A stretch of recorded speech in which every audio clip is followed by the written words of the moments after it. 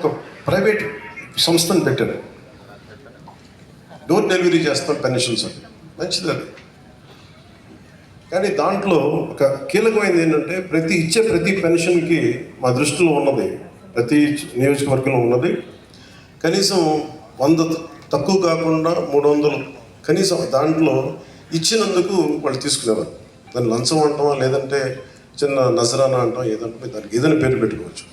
అలా కాకుండా చంద్రబాబు గారి ఆది నాయకత్వంలో ఉన్న ఈ కూటమి ప్రభుత్వం, తెలుగుదేశం లీడ్ పార్ట్నర్గా ఉన్న ఈ కూటమి ప్రభుత్వం, జనసేన వెన్నుదన్నుగా నిలబడ్డ ఈ కూటమి ప్రభుత్వం, భారతీయ జనతా పార్టీ ఆశీస్సులు, కేంద్ర నాయకుల ఆశీస్సులతో నిలబడ్డ ఈ ప్రభుత్వం. నువ్వు చెప్పలు కూడా నచ్చిందండి, నువ్వే చెప్పలు. మోదీ గారు చెప్పలు కొట్టాలి మనం చేసిన కృషికి.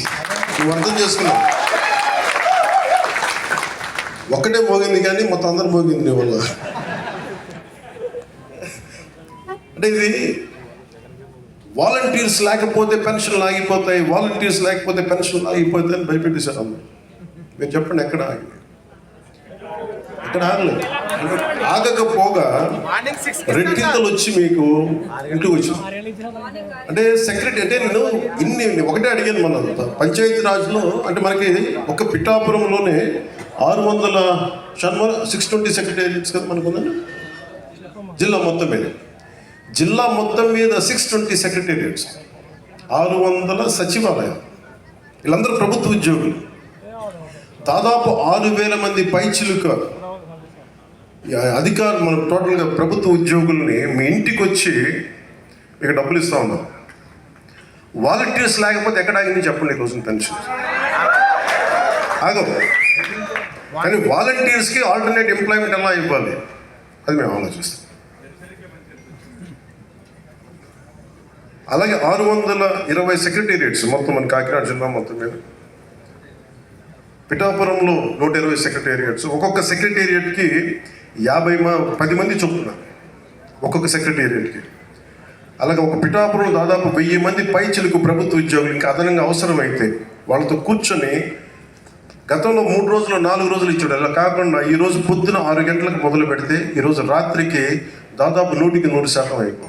ఒకవేళ 1-2 ఎవరైనా ఇళ్ళలో లేకపోయినా, ఇంకో పరిస్థితుల్లో ఉండకపోయినా రేపు అయిపోద్ది. మ్యాక్సిమం రేపు మొత్తున మధ్యాహ్నంలోపు అయిపోతుంది. ఇది టార్గెట్ పెట్టు, దాని దిశగా వెళ్తాము. అందుకని పొద్దున్న 6 గంటలకి ఈరోజు ప్రారంభం అయిపోయింది. దాదాపు నేను వచ్చే టైంకి 25% అయిపోయింది.